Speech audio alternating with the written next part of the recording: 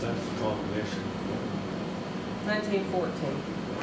Yeah, that's why I couldn't get in. That's why you couldn't get in. It's a secret, and we just announced it to the whole public. Then we did it. Had to change it. Oh, I did change it. So the other thing that happened this week is I went upstairs to take pictures because the second floor hazmat got cleaned out. And in doing so, I brought y'all some pictures. Yeah. And I only have one copy, but you can pass them around. So this is the second floor from upstairs. Here's the picture from last month. And I was looking particularly at that beam right there. That was Holy smokes, it's down. 2 days ago. And then, but anyway, look through that package. So there's that beam where all the water's been coming down. Well, it looks like it's settled more in the last month since the last time I took a picture up there. So I talked to John and I asked him to do some temporary shoring up there because his guys are demoing. In the meantime, his guys are demoing that office where the safe is. Okay. And I just wanted to be sure that everybody stays safe. And when he went up there, he actually took pictures. We compared them to what High Plains did in December on existing conditions. And indeed, that second page is pictures comparing that beam from December to now. So there's been some shift in it. So John went up and he put temporary shoring all under everything so that, Right. and he also shored y'all know that beam that comes across that everybody says it's not weight bearing, it's just a fake beam and it's got all that decorative tile on it right when you come in the back door, the southwest corner. So that really is compromised. It's just falling to pieces. So John he took off what he could and then he shored up what he could, but it's in bad shape. So that's going to be, luckily it was just there for decoration or something. It shows. They put in later. Yeah. It was an inferior. This looks like a real problem. So then we discovered, I went up there because one of the reasons I walked through the building was not only to take pictures, but also to check the status of our roof to see if everything's holding up. Looks great. At that place that's settled, John could see light, and I went in there when it was raining, and it was just general moisture. It's not coming in where it had been coming in, where it was a river at one point. Yeah. That's all dry. That whole column is dry. But I think the movement that's happening up there is creating some openings in our temporary roof, but just enough for it to be like not even drippy, just moisture coming in, and it's in a new place. So, and I think that's what everybody says. You start seeing when you're working on the structure. Sadly, don't have anything with somebody taking all the dirt out of the basement. Well, and doing the demo. They're doing demo right below it. Yeah. So I guess I'm bringing you this to go. I'm going to talk to them at our next OAC meeting with the whole team and just say, how do we keep this all dry as we're opening up that roof?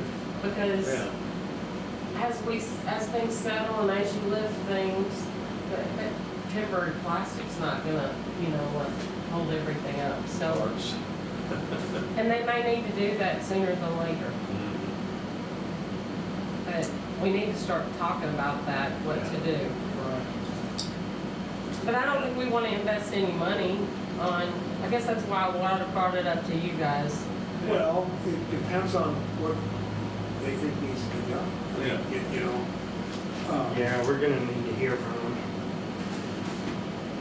But, lack of water control is the whole reason we spend all this money. So whatever makes the most sense. It doesn't take a lot to put new visqueen in. I mean, so. But we just had this roof done with that. Oh, yeah. What was that, silicone? Silicone. God, it turned out way better than I thought. It What like a is brand new it? one. It's just a coat of silicone? Yeah, It's called Seal Tight, right? yeah, seal tie, yeah, it looks like, I'm not suggesting that's what we do, but it was, It's a new product. it was but- way, 14 grand, and we look like we have a brand new roof there. Yeah. So that is what Leroy said, there's all these coatings. You put on layers, you put on insulation, you put on all these important physical layers. He said, but nowadays, there are coatings that if you add that coating, and it's probably Seal Tight or what, something like that, that it'll extend your warranty of your roof an extra 10 years. Yeah. And then if you do it in 5 years, they'll give you a discount, and then it'll extend it another 10 years. So like the maintenance of a roof that could be very expensive is more important nowadays with all these layers that they put on it, is what I found out. So, I'll keep you posted. That's the, Well, are you thinking that maybe, when do you think you might have a solution for those 3 issues in the basement design completed?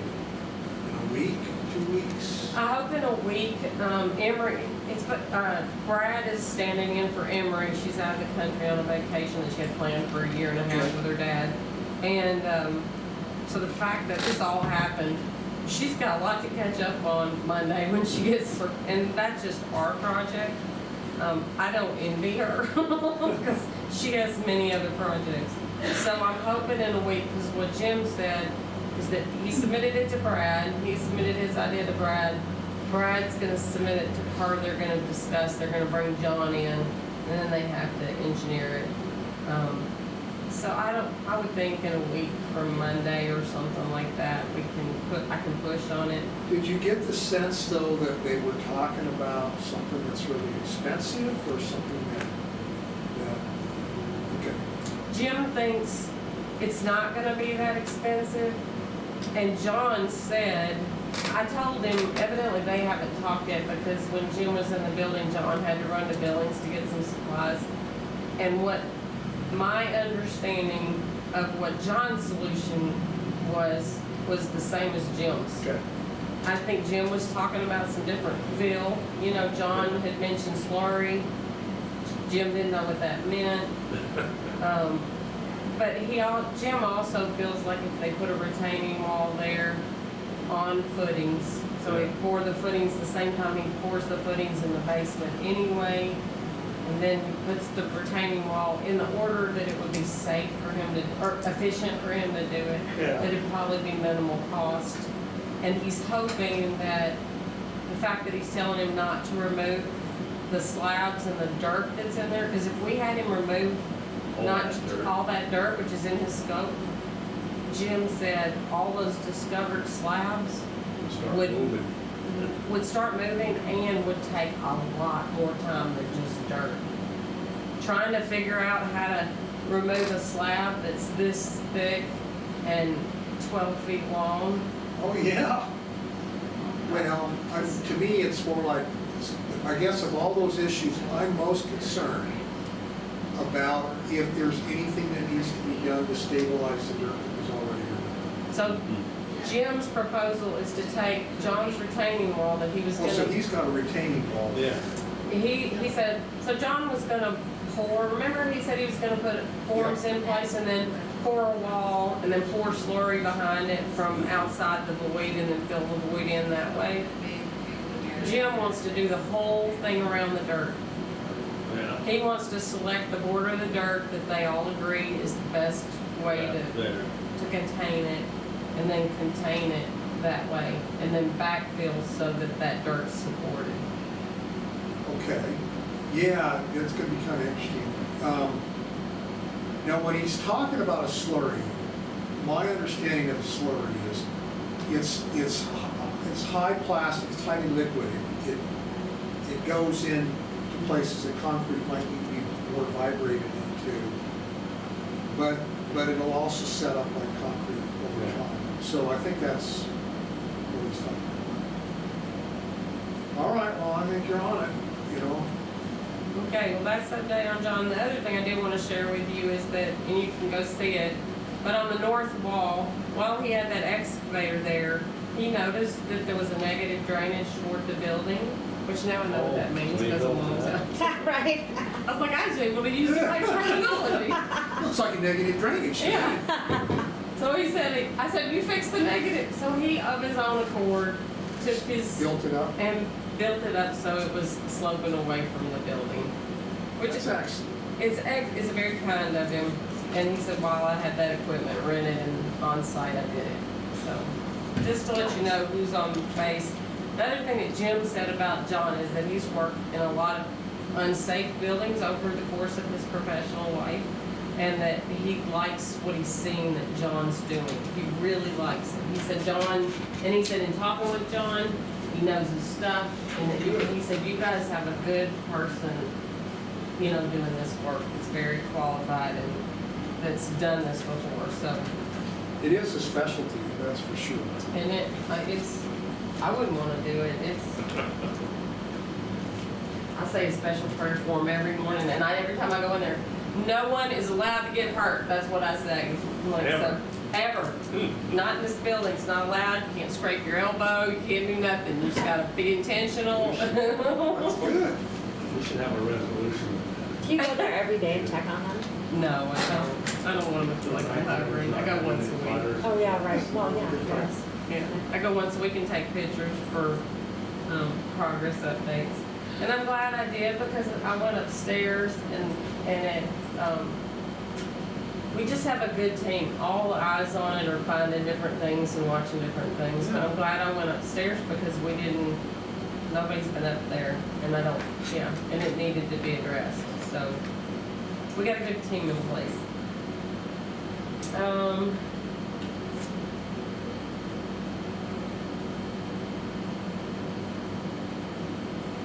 So Tuesday is it's our first official walkthrough with High Plains where they come in with their plan, the stabilization plan, and verify that John's doing everything per design, and then sign off on his pay app. They did submit the pay app yesterday. It was a small change that I asked for, but Chris got right on it, sent me the revised within the same day. So Emery's got a full plate to handle next week. So Tuesday she'll be on site for that. Thursday, she'll be on site with Jim and John. They're gonna go through the building and talk about destructive assessment for designing the roof. Excellent. So they're gonna start doing, collecting data to do the roof design. So that's a big deal. We asked them to do that, so Emery is jumping on that as soon as she's back. So I'll stay after them on that, but that's gonna be our priority is roof design. So they have two things. They need to design that west wall dirt retention or support solution and the roof. And then we'll have our second pay app, really our first official pay app. That's not the, 75 grand. yeah, it's not the 75 grand. We have a meeting Wednesday at 1:30 with the developer to discuss that proposal. So I talked to Snowy Mountain. Sarah Hudson, the CEO or president, director, whatever her title is, called me back, and I sort of shared with her, updated her on what's going on. I asked her if this had ever been done before. She said many times, a private-public partnership. She's seen it work in Billings a whole lot. Okay. But they're a big municipality. Who was you it? know. Who was it you talked to? Sarah Hudson with Snowy Mountain Oh, okay, Development. gotcha. So she said, she agrees with our approach though. I told her sort of briefly our takeaways after Wednesday and confidentially asked her, that this is what we're thinking. And she said, I like that. That is wise. This is taking advantage of the 2 months. In a rural community, a public-private partnership, everybody has told us, everybody, including the county attorney, that it's possible, it's legal, but it's very complicated. And for a rural county, that is a huge undertaking to take on with our form of government. So she likes the fact that we're looking at leaning towards a developer that can buy the building or lease to buy the building, some kind of agreement. And then what we have planned is what we've talked about. So she likes our plan. I think we're taking advantage of all opportunities. So we're not closing doors, but we are setting a limit. What's the time? So what do y'all think about that after you've slept on it? Do you feel like we should give him, I haven't had any sleep. Yes, you yes. haven't slept? No, I'll have to wait till next week. We'll get to it. What do you think, Mike? Yeah. Maybe I mean, do, how, yeah, maybe do all kinds of the, reason. maybe do the MOI for 2 months, 3 2 months Yeah. till we think Your- this. The whole idea is that the time between now and when you actually get the structural done with the new roof put on, you're not gonna wanna have new developers come in until that's done anyway. So we Takes might as well away give the- him that grace period to get everything in order and firm up his proposal. Answers questions, takes away the risk. Okay, so would I work with Ben to do that? Who would help create that MOI? Yeah, you might work with Ben, but conceptually, the MOI is that we would be committing not to soliciting, not to selling the property to another developer in this X amount of time. Yeah. But there's a limit to that time frame. And while he gets a chance to revise his proposal and, run down his finances and firm it up. And that gives them, but we're making no commitment to move forward on that proposal. Right. We're only making a commitment To not sell the the 2 property. months. Yeah, not yet. No. We're not saying that we're gonna work with him only after that. We're just saying we won't sell it during this time. Yeah. We need one of us. And the reason that it's smart to do that is we won't be selling it You during can that. trust us, right? I would say so. Okay. Okay, so no commitment to accept the proposal, just to not sell the property during that time. And then to review at that point and decide then. Yeah, for 180 days. That's the time he has to revise his proposal, get his finances in order, and make a final proposal. Otherwise, if he thinks we're gonna sell it in the interim, why waste his time? Yeah, because And that's fair. I mean, Yeah. that's, oh yeah, because he's investing a lot of money and time for free. and that works to our advantage too, because if he can get his money domino slots fall in place, that might work. Okay, so what's our date? If Well, you tell today's me. July, When do you think how long do you wanna put off Today. soliciting proposals from other developers? January well, we 1st. have to list it for 2 weeks before we can do a walkthrough. We won't have a roof on this thing till the end of October, right? I hope we have the roof on the northern 2/3 of the building by the end of, I don't wanna say, by the end of October for sure. And then hopefully on the other part, Okay. But that may be was the mid-November. goal though to have all that work done for a new developer to come walk and see? So that's how much time he has. Short of if, am I making sense? Mhm. So it's really more than 90 days. Yeah. It's more than So August, September, October, you wanna give them all of 90 days? Because to put out an RFQ, we have to put it out and then it has to be in the papers for 2 weeks. And then usually during the RFQ, when it's announced, you have a walkthrough. December 1st. Well, I think you're working back, you're basically saying, I think, let's assume the end of October, it's ready for a developer to walk through. So you work backwards off that, you would have given them notice, you would schedule the walkthrough. I think October 1st. Okay. October 1st. I think that's plenty of time. If we give them too much time, they're gonna not do it. They're gonna put their homework off. Now. And MoFi requires movement before the end of September. Like they will require an application and, Are you thinking, why don't we talk to them about it? How about so are you that? thinking giving it till October 1st or October 1st? Is that what you're really thinking? Having the proposal due October first. You're talking about with Randy? Oh, okay, that's a different subject. Okay, I Yeah, thought I you would meant the agree with that. developers, the other developers. So you're saying Randy's due October 1st, Mhm. and that'll give him that much time. And then you probably will say then the other path is if he doesn't, you're queued up to put an RFP in. And solicit Yeah. other developers. And then by the end of October, they could actually walk the site and see that it's all clean and Yes. they got a new roof. Yes. I think that's right on. Does that sound good? So, well, we can talk about this Wednesday before our meeting, but why don't we think about how long we want to give him to get us a proposal so that we can review it and consider it? Maybe it's not the 1st of October, maybe it's a little sooner. The only thing that I say is how long is it gonna take you to have very high confidence in his finances?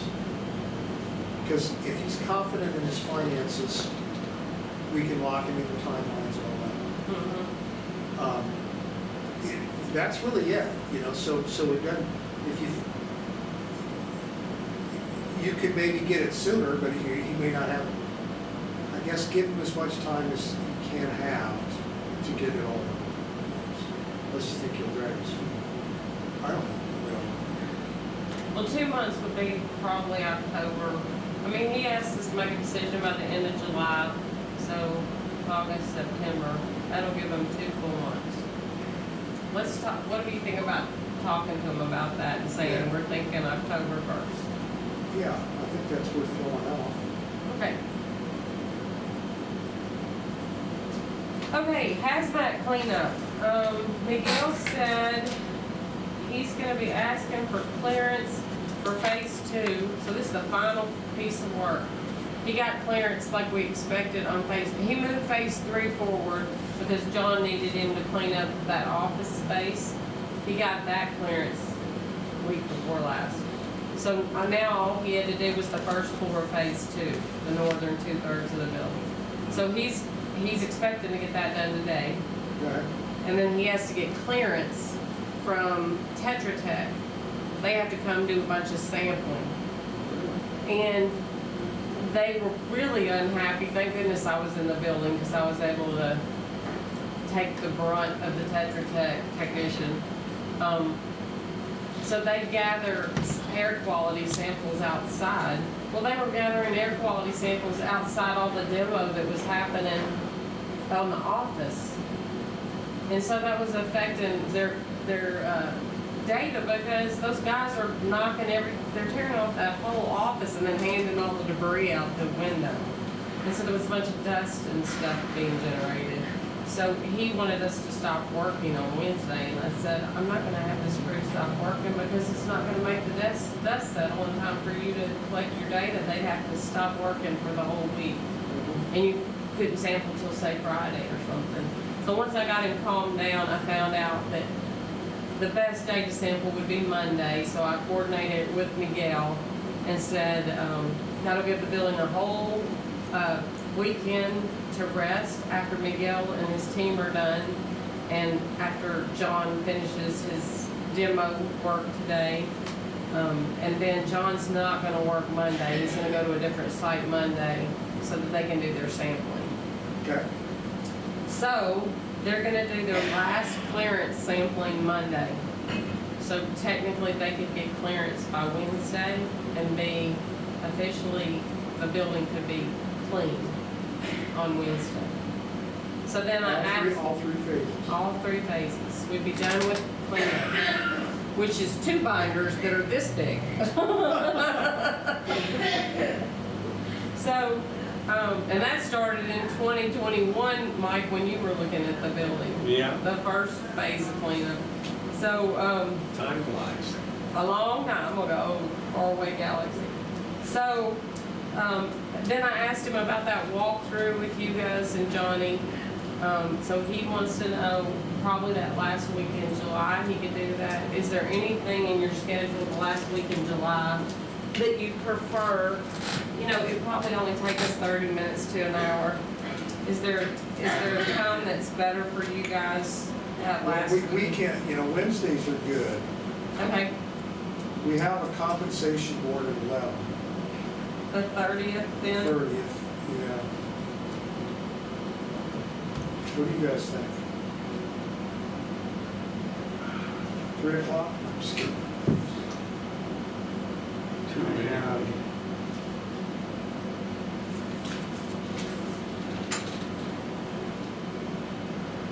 I was joking. Well, there's a second development proposal meeting on the rear at 1:30. No, the 30th. Oh, on the 30th. The following week. Okay. 30th. All right. 30th, It's open. I show compensation board 11, of course, we got claims. And just, you know, I know we wanna come into town just Yeah. once, so we wanna say 1 o'clock, we wanna say 10 o'clock, or? No, I'd say 1 o'clock. 1 PM. I'll ask him if he can do 1 PM on the 30th. 110? 1 PM. 110, I think, to be precise. Okay, 1 p.m. Well, that would be what it'll be with Robert time, right? 1:10? Yeah. So you gotta tell me it's gonna be at 12:45. 12:60. 12:50. 12:50. Huh? 12:49. Actually, 12:10. It's 12:50. I believe so. Okay, I'll ask him if he can do that, and then I'll, They should take 2 hours. No, I think that'll go fast. Yeah, they'll just say, They'll say, no raises for you, no raises for you. yeah, You get a raise, you don't get a raise, you get a raise. That's how they work. power. There's a lot of power on that board. You gotta do a lot of lobbying. Yeah, a lot of kickbacks. Charles, so we were supposed to lobby with you guys. Well, yeah, I suppose. okay, let's see, the storage documents are done, one thing off the list. The vacant lot, so we're just we'll table that till we figure out what to do with the developer with that third vacant lot. Yeah, I think we should, honestly. I mean, because I see us, you know, if Randy's real, if he's really saying he can't, you know, and other developers have the same thing, I don't think we want to continue to sink more money, but I got a feeling, I still think it's going to be valuable. It's really valuable. What's that one going to cost, do we know? 23. I don't think we're in jeopardy of losing it or somebody buying it and raising it. And honestly, that one I'm not really as concerned about, because the reason I really like the purchase of the other 2 lots is because we really want to control how they get developed, but to protect our building investment because of how they were filled. Right. So, if, you know, we're gonna have our disclosure agreement, now I know what that is. And we can work with a developer for intentional, we have that control over saying this is the way to do it, or Yeah. this is what can be done on it and how it would have to be done. You know, it has to be engineered or whatever. So, I like the idea of tabling that till we just know if we have money, how much money we have in the purchase of the building, otherwise. Yes. And then, you know, we still got a couple more variables. If the balance of the structural repair and the roof come in less, we might have a little flexibility, but we're already over our target out of pocket, so. And I think John's really starting to develop an idea, like he knows what things are rotten now and what's gonna have to be replaced for sure, and I think he's gonna be able to give us a nice ballpark. Okay, so next week's meetings, the walkthrough, if y'all wanna come to the Tuesday, no, that's not necessary. I don't think either of those meetings next week are worth y'all's time. You guys got it under control.